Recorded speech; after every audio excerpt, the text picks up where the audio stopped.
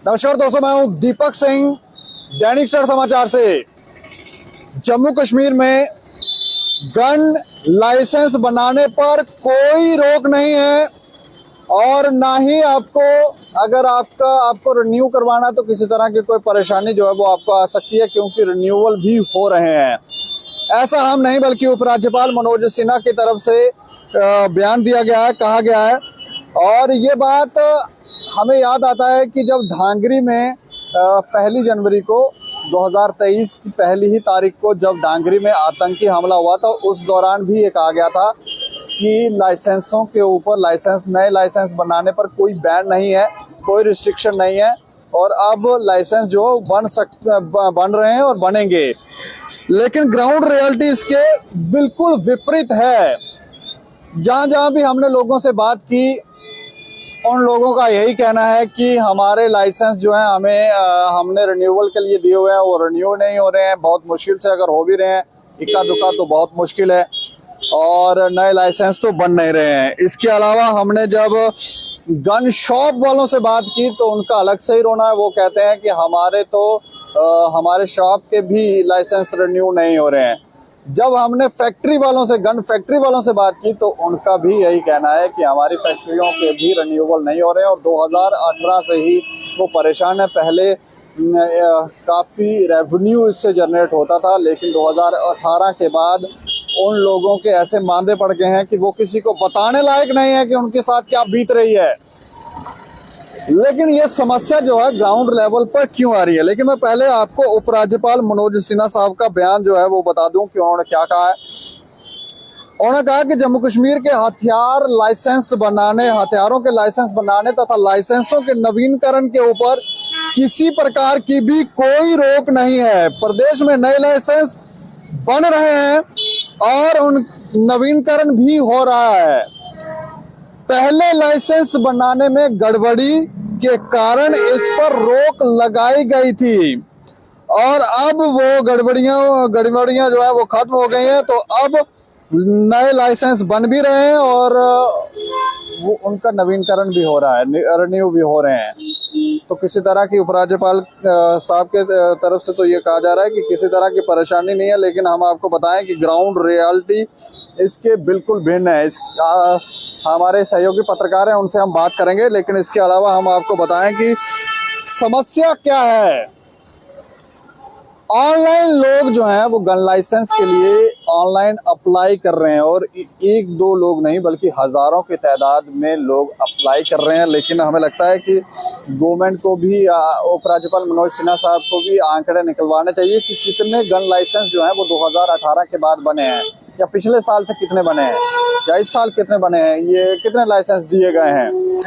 इसके अलावा जो शॉप्स वाले हैं, जो शॉप ओनर हैं, गन शॉप ओनर हैं, उनका भी रेवेन्यू जरा चेक करना चाहिए कितना रेवेन्यू आ रहा है, क्योंकि उनकी वो जो GST देते हैं 28% देते हैं और उनका रेवेन्यू जरा चेक किया जाए क्या रेवेन्यू है। जो हमें जानकारी है वो कहते हैं कि हमारा रेवेन्यू 0 है।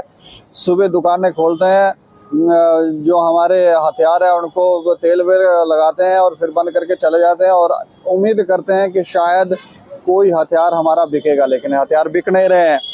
तो ये काफ़ी परेशानी है। इसके अलावा अगर नए लाइसेंस नहीं बन रहे हैं तो जो फौजी रिटायर्ड होते हैं, जो आर्मी पर्सन रिटायर्ड होते हैं, तो वो भी लाइसेंस जो है वो अप्लाई करते हैं। उनको लाइसेंस जो है उनको भी सुनने में आया कि नहीं मिल रहा है, वो भी लोग जो है वो परेशान हैं। तो काफ़ी सारी समस्याएं हैं इसमें। कुछ जो शॉप ओनर हैं, जो फैक्ट्री के मालिक हैं, गन फैक्ट्री मालिक हैं, वो लोग तो इतने परेशान है। कुछ ने तो काम धंधा जो है वो बाहर जाकर शुरू कर दिया, बाहर के प्रदेशों में शुरू कर दिया, क्योंकि यहाँ तो काम हो नहीं रहा था तो वो बाहर चले गए। लेकिन कुछ जो यहीं पर उम्मीद लगा के बैठे थे, उनके तो मांदे पड़ गए हैं, उनके तो खाने के भी मांदे, वो किसी को बता नहीं सकते, बच्चों की फी पे नहीं कर पा रहे हैं।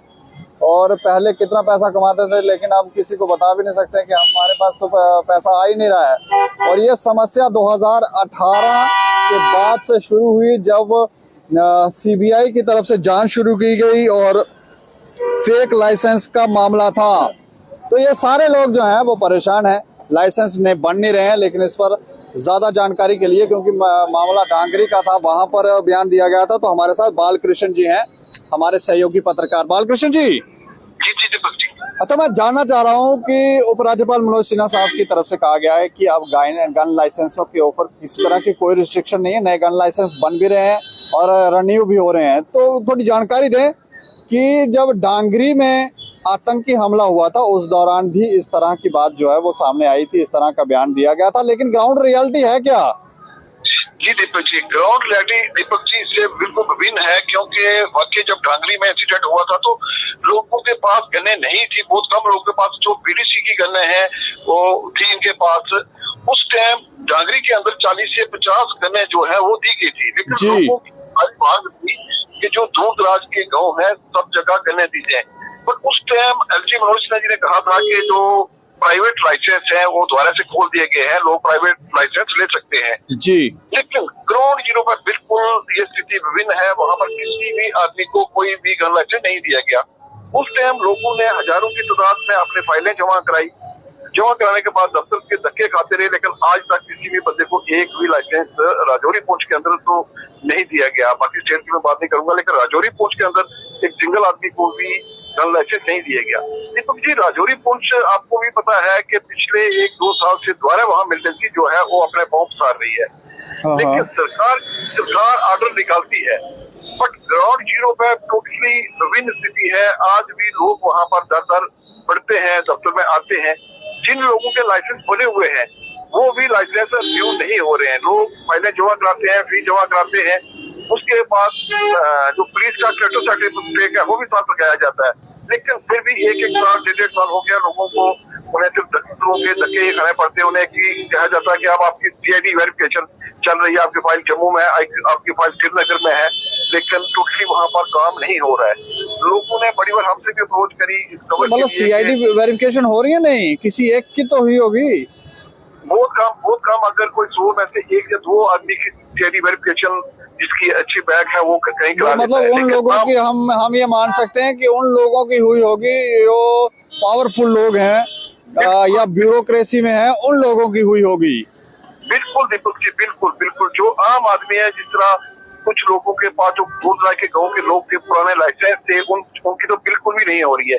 एक सबसे बड़ी समस्या ये आ रही है कि 2013-14 का जो 16 तक रिकॉर्ड जो है वो CBI ने जमा किया था, सीज कर लिया था, वो भी अभी तक रिकॉर्ड वापस नहीं आया। और मैं आपको बता दूं कि चालान भी पेश हो चुका है, जिसमें 2 डिप्टी कमिश्नर हैं, उनके खिलाफ चार्जशीट जो है पेश हो चुकी है। वो 13-14 में DC थे, एक DC राजौरी थे और एक DC शपैया थे जी। लेकिन उसके बाद भी सरकार ने एक ऑर्डर निकाला है कि कोई भी आदमी उसका लाइसेंस जो है वो रिन्यू किया जाएगा और नए लाइसेंस भी वेरिफिकेशन के बाद दिए जाएंगे। लेकिन मैं फिर कहूँ कि ग्राउंड जीरो पर टोटली स्थिति जो है इससे भिन्न है। नहीं, मतलब DM नहीं कर रहे हैं, क्या हो रहा है?